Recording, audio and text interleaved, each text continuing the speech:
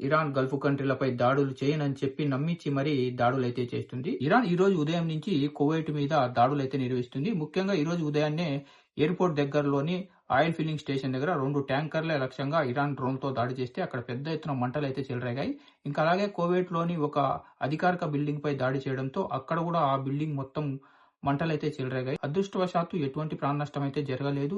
కేవలం ఆస్తి నష్టం మాత్రమే జరిగిందని అధికారులైతే వెల్లడించారు. కువైట్ గగనతలమే లక్ష్యంగా ఇరాన్ మిసైళ్లతో, డ్రోన్లతో దాడి చేస్తే కువైట్ వైమానిక దళం వాటిని గాల్లోనే విజయవంతంగా పేల్చేసిందని రక్షణ శాఖ ధృవీకరించింది. దేశ భద్రతా దృష్ట్యా సైన్యం పూర్తి అప్రమత్తంగా ఉందని అధికారులైతే వెల్లడించారు.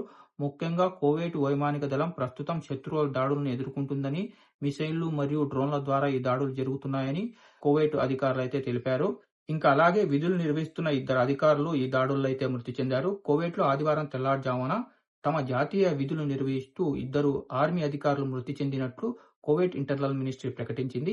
అధికారిక ప్రకటన ప్రకారం general director of land board security సభ్యుడైన కల్నల్ అబ్దుల్లా గారు మరియు జనరల్ అబ్దులజీజ్ గారు మృతి చెందినట్లు ఇంటర్నల్ మినిస్ట్రీ అయితే తెలిపింది. ఇంకా వీరికి సంతాపం కూడా వ్యక్తం చేసింది. ఇంటర్నల్ మినిస్ట్రీ కేటాయించిన భద్రతా పనుల్లో భాగంగా తమ జాతీయ విధులు నిర్వహిస్తున్నప్పుడు ఈ ఇద్దరు మృతి చెందినట్లు అధికారులైతే తెలిపారు. ఈ నష్టంపై ఇంటర్నల్ మినిస్ట్రీ తీవ్ర విచారం వ్యక్తం చేసింది. దేశాన్ని రక్షించడంలో మరియు దాని భద్రత మరియు స్థిరత్వాన్ని కాపాడడానికి తమ భద్రతా సిబ్బంది ధైర్యం మరియు అంకితభావంతో విధులు నిర్వహిస్తున్నారని ఇంటర్నల్ మినిస్ట్రీ అయితే చెప్పింది. ఫ్రెండ్స్, కువైట్ భద్రతా బలగాలు ప్రజలను ఇంకా ప్రవాసులను కాపాడడానికి తమ ప్రాణాలను సైతం లెక్క చేయకుండా విధులైతే నిర్వహిస్తున్నారు. వీళ్ళ మృతిని కువైట్ ప్రజలు ఇంకా ప్రవాసులు ఎప్పటికీ మర్చిపోరు. ఫ్రెండ్స్, మీకు గనుక ఈ వీడియో ఇన్ఫర్మేటివ్ అనిపిస్తే లైక్ చేయండి. వీడియోని మర్చిపోకుండా షేర్ చేయండి.